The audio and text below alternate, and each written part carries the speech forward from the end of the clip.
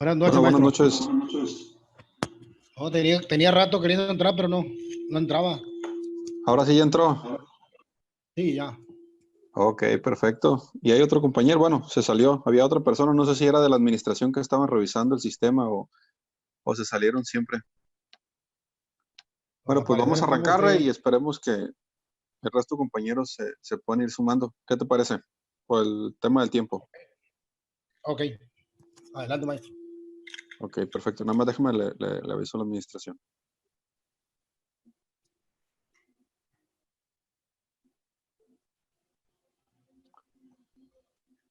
Me está mandando un mensaje al doctor José. Bueno, pues buenas noches. Vamos a continuar con estas pequeñas charlas, estas pequeñas intervenciones para dar continuidad a la unidad de enseñanza, aprendizaje, justicia penal adversarial. En esta ocasión vamos a hacer una pequeña remembranza o vamos a analizar básicamente las 3 o las 4 etapas del proceso, hablando de la etapa previa, la etapa inicial, la etapa intermedia, la etapa de juicio y la etapa de la ejecución de las penas y las medidas de seguridad. Como ya hemos platicado en otras ocasiones y basados en los textos que pudimos comentar y los propios Código Nacional de Procedimientos Penales y los propios esquemas que el INACIP, bueno, que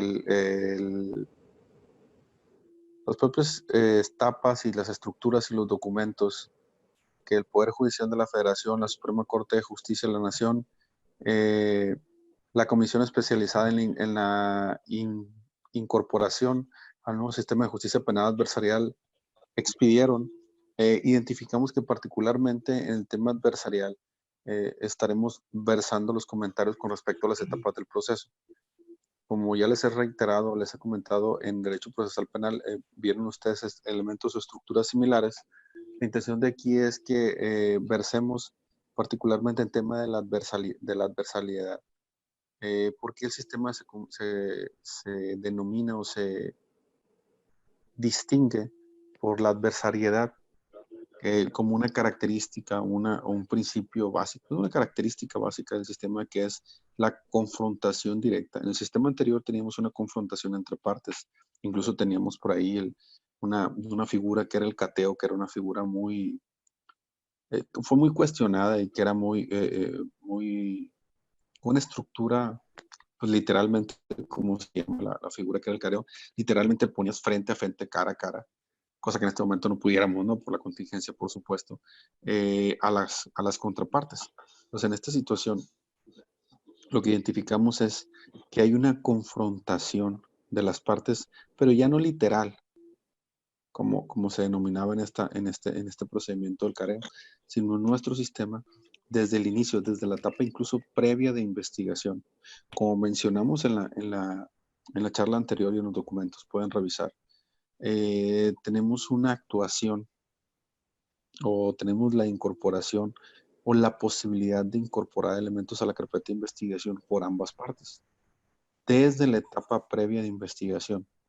A lo mejor usted o ustedes dirán, oye, pero ¿cómo voy a incorporar elementos si no sé que, si no me han, si no he sido sujeto al ejercicio de la acción penal y ni siquiera estoy enterado de que estoy siendo investigado o estoy buscando ser procesado? Ese es uno de los temas muy importantes que se han retomado en este sistema.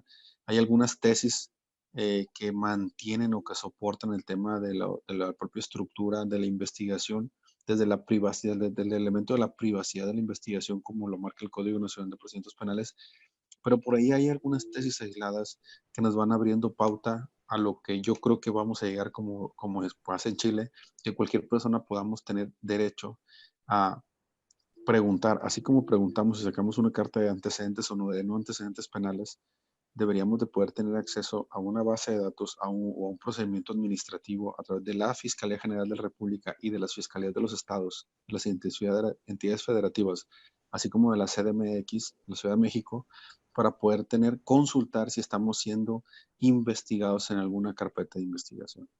Esto es una situación que les digo, el Código Nacional lo marca como que son actos privados, pero en sistemas como el chileno y el argentino existe la posibilidad de que tú consultes. Ahorita nuestro sistema jurisprudencial, en las jurisprudencias firmes, se mantiene el criterio de la privacidad de la investigación, pero tenemos por ahí algunas tesis aisladas que nos empiezan a abrir la pauta. ¿En qué sentido? En el sentido de, se agarran de un tecnicismo o retomamos un tecnicismo que marca el propio Código Nacional que dice que tú tienes que tener acceso a la carpeta de investigación siempre, bueno, en dos situaciones. La primera, cuando se te cite ya para una audiencia inicial o cuando se te genere un acto de molestia. Esta situación del acto de molestia es con lo que se puede estar empezando a jugar a través de los amparos o del recurso de amparo y de la solicitud del acceso a la carpeta de investigación, que no nos dan acceso a la carpeta de investigación a la defensa hasta el momento que se realiza un acto de, defensa, de molestia, claro, cuando se cita al investigado o cuando ya se le va a citar directamente por el ente jurisdiccional, el Ministerio Público le otorga una copia de la carpeta de investigación para que analices y puedas tener la mejor defensa posible. Entonces, en este caso, identifiquemos, como comentábamos la vez pasada, que el Ministerio Público es un ente no tanto tendiente hacia una parte u otra, no, es un ente con una responsabilidad social por la propia esencia y naturaleza de su estructura, que él, ¿qué es lo que hace?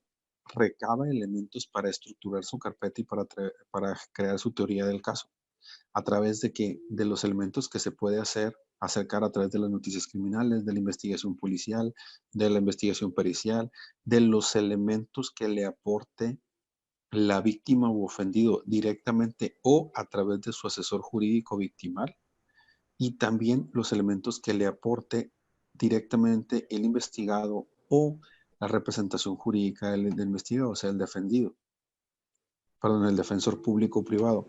¿Qué es lo que sucede? Ahorita lo que está pasando entre elementos prácticos es, yo me doy por, esencialmente o básicamente los ministerios públicos y en la práctica lo que se da es que casi nunca te citan, porque ellos saben que si te citan, te tienen que dar acceso a la carpeta de investigación. O te citan como supuesto testigo y luego te buscan coaccionar o presionar para sacarte información o incluso te amenazan, no te pueden llegar a amenazar o a coaccionar diciéndote que te van a poner como indiciado, como investigado, y luego que te van a buscar ejercitar acción penal según la información que tú otorgues. Entonces, ¿qué es lo que pasa? Pero antes de llegar a ese punto, ahorita han procedido algunos amparos en contra de, les pongo un ejemplo, empiezan a citar a mi mamá o citan a personas de mi círculo cercano y empiezan a cuestionarlas sobre alguna situación donde ellas supuestamente fueron testigos.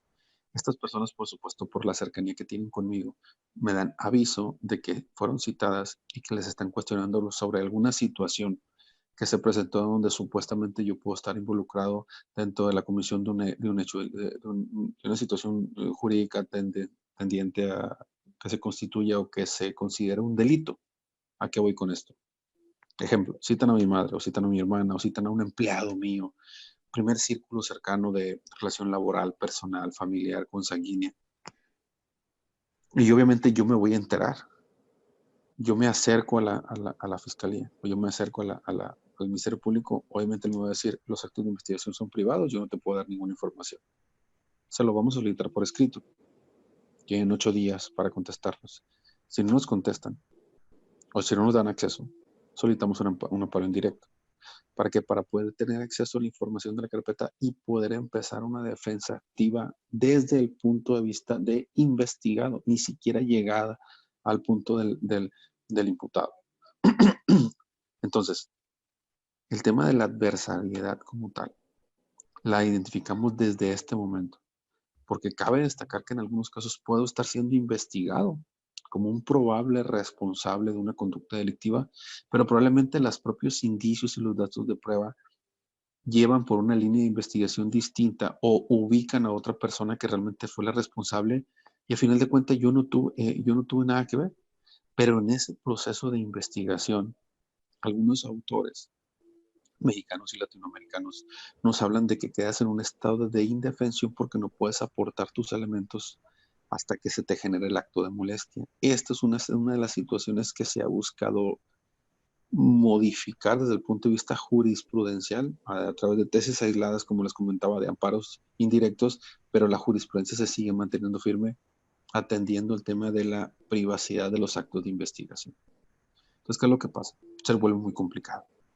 Nosotros tratamos de sacar adelante como defensores, o tratamos de hacer un trabajo más activo o proactivo al momento de la correlación o de la vinculación con el ente administrativo encargado de los actos de investigación, que es el Ministerio Público, pero no nos permite tener acceso. Entonces, ¿cómo voy a aportar elementos a una situación que desconozco? Obviamente los ministerios públicos y algunos justificantes o algunos razonamientos que encontramos en las tesis jurisprudenciales son que existe la gran posibilidad de que personas, que individuos se den a la fuga o que se evadan o se sustraigan, evadan la justicia si tienen acceso a saber que están siendo investigados. Porque yo no me pongo en estado de alerta como un individuo, aunque haya cometido o no un hecho delictivo, hasta que me entero o hasta que sé que estoy siendo investigado. Y esto, por una lógica racional básica, es correcto. Pero si atendemos los propios principios básicos de la contradicción del propio sistema de justicia penal adversarial, va en contra de ese principio de contradicción. ¿Por qué? Porque hay un acto administrativo y no tengo el derecho a la defensa, o el derecho a la defensa me lo dan hasta que me llevan hasta la entidad jurisdiccional. No me permiten hacer una entidad administrativa. Ojo, y hago un paréntesis aquí. Sí me pueden derivar a mecanismos. ¿A qué me refiero? Me pueden citar a través de mecanismos porque hay una situación, una persona que está diciendo que yo le causé una afectación a su esfera jurídica constitutiva como tal delito. No sé, daños, agravios, lo que ustedes quieran, el delito que ustedes quieran. Entonces, se nos cita y se nos deriva a través de mecanismos alternativos de solución de controversias de la propia fiscalía. En ese momento, nosotros obviamente vamos a dar nuestra versión de los hechos y vamos a ver si podemos llegar a un acuerdo con la contraparte. O si yo soy el afectado, me puede derivar, principalmente cuando estamos hablando de temas patrimoniales, por supuesto, me deriva mecanismos el Ministerio Público. ¿Para qué? Para buscar una solución alterna. Lo veíamos el comentario anterior. Versa mucho en estos elementos de los mecanismos alternativos el tema de la adversariedad, porque incluso ahí estamos sobre un procedimiento básico que regularmente es mediación.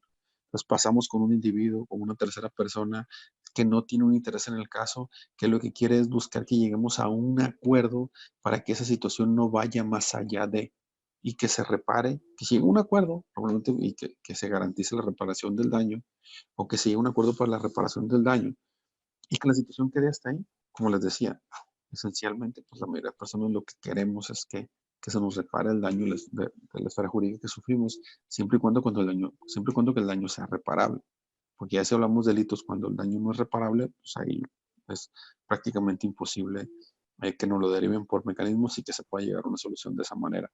Ya tuviéramos que llegar a las resoluciones ante el ente jurisdiccional, forzosamente.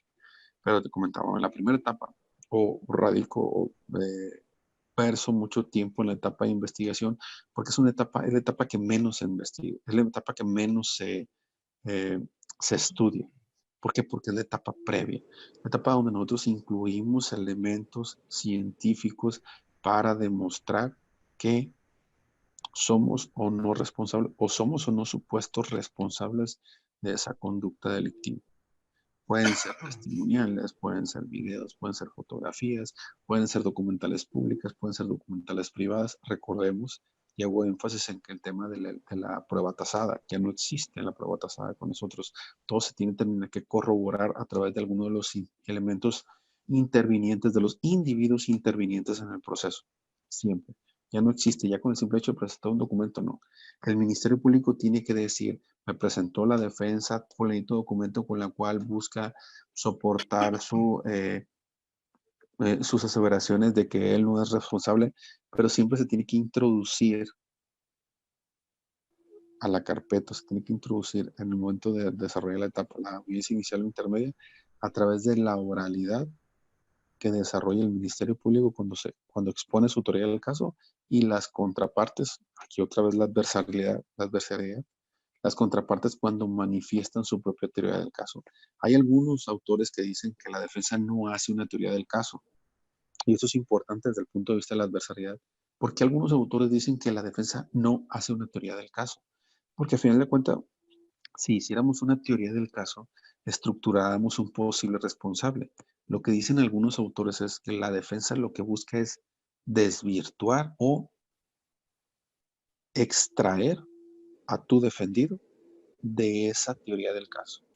Yo cómo busco, palabras más básicas, más simples o más concretas, ¿cómo busco yo que el foco de atención de esa narrativa del Ministerio Público cuando está diciendo que mi defendido es el responsable de haber cometido esa acción ilícita? ¿Cómo lo extraigo de esa narrativa y digo, es imposible que, o busco demostrar, o busco sembrar la duda en el ente jurisdiccional de que es imposible que mi defendido, o es imposible que yo sea responsable de ese acto jurídico, de ese delito? Acto o hecho jurídico, porque pues, hay delitos imprudenciales, ¿no? Ese acto o hecho jurídico por alguna situación particular, porque me encontré en otro lugar, porque soy incapaz de hacer ese tipo de situaciones por una discapacidad médica. Hay muchas situaciones que se presentan, pues, digo, por eso se dice que la defensa no genera una teoría del caso. La teoría del caso la genera el Ministerio Público y la teoría del caso la genera el asesor jurídico victimal, donde nos busca ubicar a nosotros como responsables de la afectación jurídica de su asesorado, o sea, de la víctima o ofendido. Pero la defensa, ¿qué es lo que hace? Desde la esencia adversarial, yo busco desestimar, y ojo con esto, por supuesto que es más fácil destruir o de construir que construir. O sea, es mucho más fácil, si ustedes quieren verlo así, para la defensa. Obviamente, si analizamos la contraposición, la defensa, como ya comentábamos, no tiene las herramientas que tiene un ministerio público, que tiene toda una estructura administrativa, financiera, presupuestal para realizar los actos de investigación. La defensa no. Es muy complicado que una defensa realice actos de investigación reales. Es muy complicado. ¿Por qué? Porque todo movimiento genera un gasto. Y regularmente la mayoría de las personas no tienen o no tenemos la capacidad financiera para realizar esos actos de investigación. Si hacemos la comparativa con el sistema norteamericano, los principales actos de investigación que se desarrollan por los investigados son que compañías o individuos que tienen la capacidad financiera para contratar a un investigador privado o para realizar una pericial de genético o para realizar la pericial que ustedes quieran porque todo movimiento genera gasto. Entonces eso es muy complicado. Regularmente la mayoría de las personas no tenemos esa capacidad. Si tenemos una defensoría pública que tampoco tiene presupuesto, pues menos se van a realizar los actos, la defensa técnica y activa que tanto se menciona en nuestro sistema y que es parte esencial de la adversariedad. ¿Por qué? Porque si no, incumplimos tanto el principio de igualdad de armas como igualdad entre las partes, porque el de igualdad entre la ley sí lo cumplimos, porque la ley nos dice, sí lo puedes hacer. El problema es que no tenemos los medios materialmente reales para desarrollar esa investigación y esa defensa activa. Entonces, pero en la práctica, en el desarrollo del proceso, y aquí ya entraríamos a la etapa inicial, el intermedio, incluso así para verlas de una u otra manera rápidamente, en la etapa inicial e intermedia, ¿qué es lo como defensa? ¿Qué es lo que hago? Yo lo único que necesito es sembrar la duda en el ente jurisdiccional, que es imposible o que es poco probable, o que el Ministerio Público no cumple con alguno de los elementos de modo, tiempo y lugar que ubiquen a mi defendido o que me ubiquen a mí como imputado o acusado, ¿no? Como imputado en la etapa inicial o acusado, lo que se busca en la etapa, al final de la etapa intermedia, de que haya sido imposible o que no se cumpla con alguno de los elementos. Él dice que yo estuve ahí, ok, pero yo estaba incapacitado para poder accionar o para utilizar un bat de béisbol con el cual agredieron a esa persona. ¿Por qué? Porque yo vengo de un accidente y traía fracturado mi brazo. Poniendo un ejemplo, ¿no? Hipotético totalmente. Pero el Ministerio Público tiene que estructurar los elementos de modo, tiempo y lugar. Si no logra estructurar y vincular con su teoría del caso y con los elementos probatorios que en ese momento está mencionando ante la autoridad o está haciendo la narrativa ante la autoridad jurisdiccional, el juez lo que va a hacer es que va a desestimar el caso y le va a decir al Ministerio Público que continúe con la investigación y cuando tenga los elementos suficientes para demostrar o para presuponer que en realidad si hay una responsabilidad propia, pues se sigue adelante. cabe destacar que la diferencia entre la etapa inicial e intermedia es que en la etapa inicial, para que te den una vinculación a proceso, lo único que se necesita es la presunción.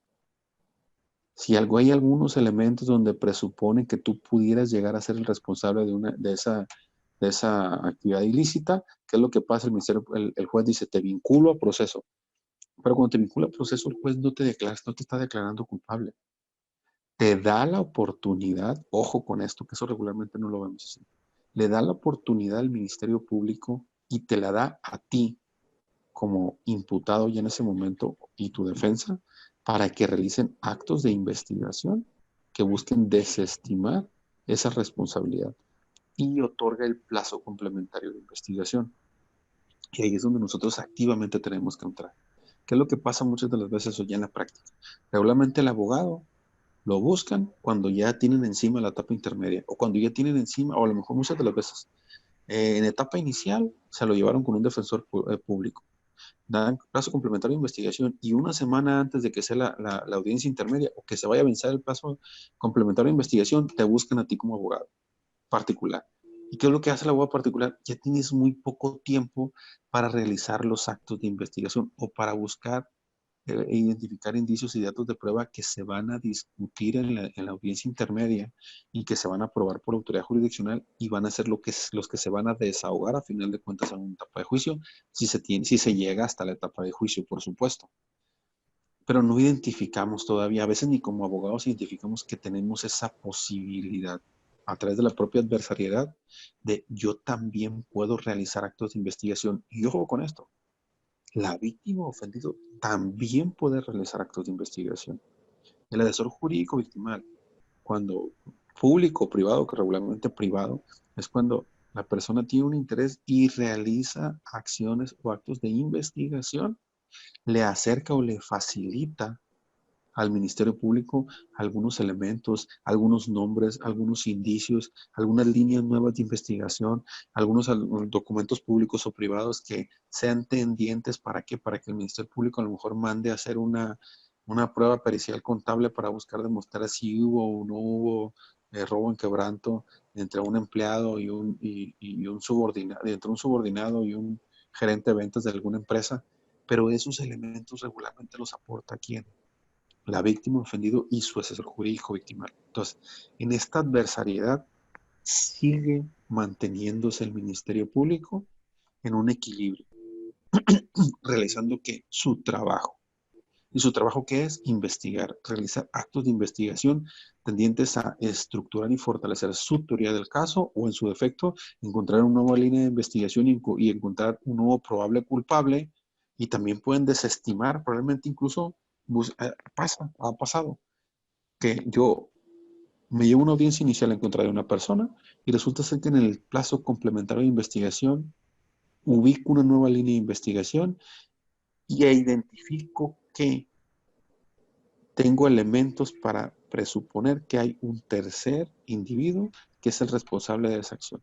Entonces yo me puedo desistir del ejercicio de la acción penal. El Ministerio Público se puede desistir de la acción penal, obviamente fundado y motivado ante la autoridad jurisdiccional, y puede buscar una audiencia inicial contra la tercera persona, que es contra quien tiene más elementos para buscar avanzar en la etapa jurisdiccional y buscar demostrar la responsabilidad de este individuo. Entonces, en todos estos actos de investigación y de argumentación y de contraargumentación en las audiencias, tanto inicial como intermedia, reitero, pues tanto el juzgador como el Ministerio Público juegan de cierta manera un papel de balanza o de equilibrio entre las partes. El Ministerio Público desde sus labores administrativas de construcción o de estructuración de una teoría del caso a través de una carpeta de investigación, soportándola con todos los elementos que él se pueda hacer llegar y que las partes le hagan llegar. Por supuesto, porque esto es importante. Ojo con esto, tú como parte, cualquiera de las dos, víctima, ofendido o defensa, tú tienes que notificarle al Ministerio Público tus hallazgos. Porque si no le notificas al Ministerio Público los hallazgos, el juzgador no te va a aceptar esos elementos. tú le tienes que correr el traslado al Ministerio Público de sus informaciones. Pongo un ejemplo. Un caso donde tenemos alguna situación, alguna información de una persona que le quieren demostrar un delito de allanamiento. Y resulta ser que esa persona es inviable el allanamiento. ¿Por qué? Porque esa persona, ese es el domicilio conyugal que tenía con su pareja. Y este es un caso real que tuvimos nosotros. Esta persona se le estaba buscando vincular por 2 delitos: allanamiento y violencia familiar. ¿Qué es lo que pasó? Nosotros demostramos, o se demostró a través de recibos de servicio, bueno, de recibos de servicio no, porque todos estaban a nombre del cónyuge, bueno, de la concubina o concubino, pero logramos demostrar a través de estados de cuenta donde tenían ese domicilio, estados de cuenta de banco y estados de cuenta de pago de pensión, que ese era su domicilio, que él tenía registrado. Presentamos los documentos, pero eso los tienes que presentar, eso no los puedes presentar en audiencia. Eso los tienes, sí los puedes debatir o rebatir en audiencia, pero para que se ingresen, tú tienes que notificarle al Ministerio Público. Nosotros, ¿qué es lo que hicimos? Encontramos esos nuevos hallazgos y 5 minutos antes de entrar a la audiencia inicial, le corrimos traslado al Ministerio Público. El Ministerio Público, a través de un pequeño documento, pedimos que integres a la carpeta de investigación estos elementos, estos documentos privados, estas pruebas documental privadas, donde soportan que es la persona, que ese domicilio es el domicilio conyugal de estas personas hasta hace 3 meses.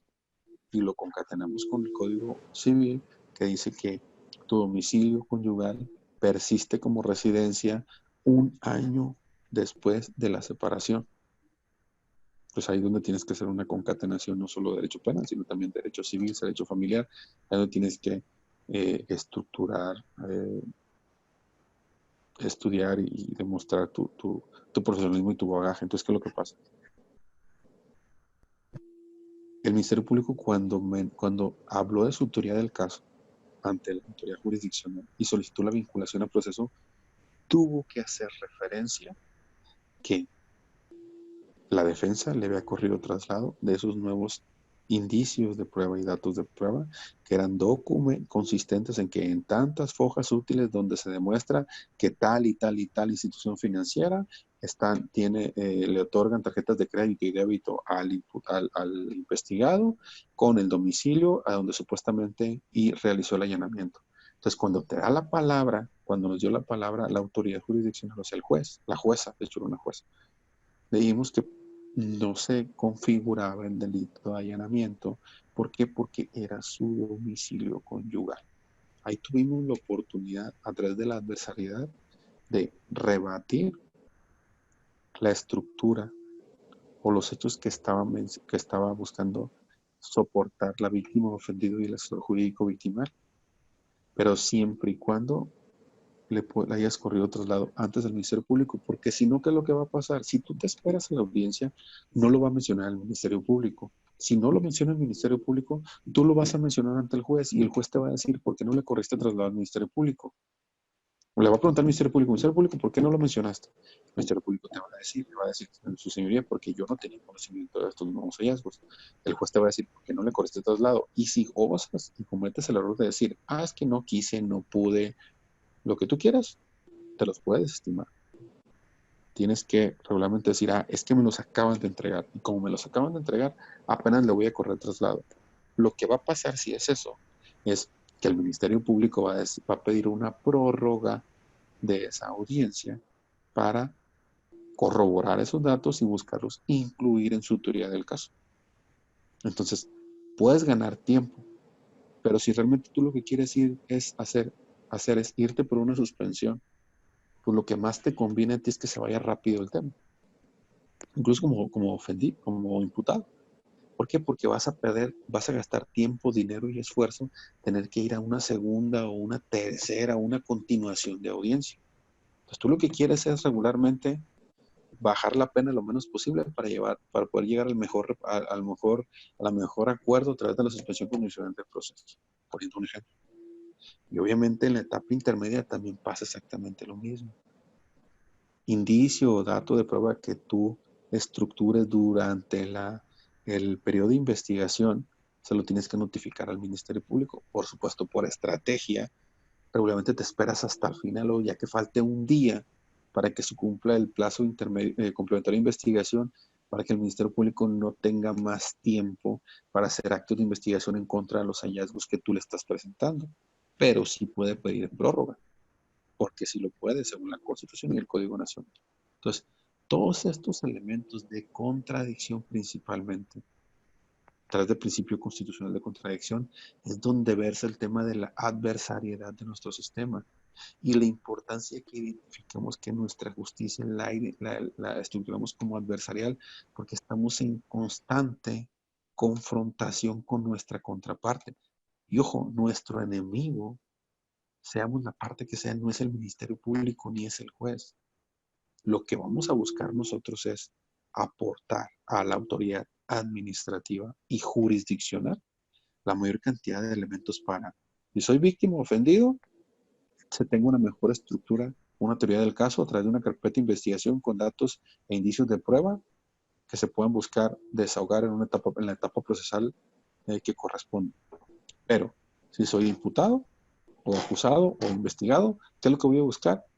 Desmarcarme o desvincularme de esa estructura o de esa teoría del caso que está desarrollando el Ministerio Público con sus actos de investigación y con los elementos que aportó la víctima ofendida a través del asesor jurídico victimal o directamente. A grosso modo, a grandes rasgos, en eso verse en las etapas del proceso la adversariedad, el constante lucha y confrontación entre las partes y, ojo, reitero, ni el Ministerio Público, todavía hasta la etapa intermedia, ni el Ministerio Público, ni la autoridad jurisdiccional son nuestras contrapartes, son intervinientes en el proceso. ¿Nuestra contraparte quién es? Pues directamente contra quien es, quien o nos esté acusando o nos esté señalando que el Ministerio Público es el que ejercita la acción penal, pero realmente lo hace a través de los elementos que desarrolla a través de sus facultades de investigación y los elementos que le aporta la víctima ofendido, o si somos víctima ofendido, los elementos que yo aporto para buscar demostrar que la tercera persona fue la que afectó mi esfera jurídica.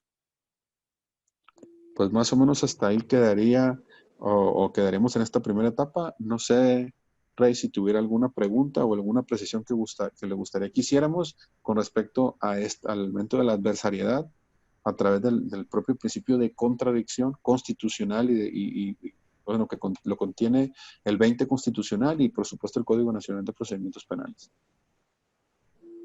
No, pues estaba muy claro, maestro, lo que señaló. Mande, no, Rey, es que lo escuché poco. ¿Me Yo digo que escucha? está muy claro lo que... Sí, sí lo escucho, digo. Sí lo escucho. ¿Usted no? Ok, perfecto. Ah, bueno, pues me parece perfecto. Tengo entendido que las actividades ya van a quedar estructuradas para que se puedan desarrollar y cualquier cosa, pues sigo sus órdenes y estoy a la orden ya a través del grupo o directamente con toda la confianza me pueden mandar un mensaje. Ok, ¿me escucha, maestro, o no? Ahora sí lo escucho. Ah, ok. Ah, bueno. Pues sería ya nomás terminar la actividad, ¿no? Para enviárselas en su Sí, totalidad. es correcto terminar la estructura de las actividades y ya para poder hacer las evaluaciones y otorgar la calificación. Y le agradezco, por supuesto, Rey, que Ok, sé que a lo mejor sé que a lo mejor sus compañeros no pudieron estar, pero obviamente le doy un reconocimiento a usted porque estuvo en las 3 sesiones. Le agradezco mucho. ok. Igualmente, maestro. Saludos y a sus órdenes. Ok, buenas noches. Buenas noches, que estén muy bien.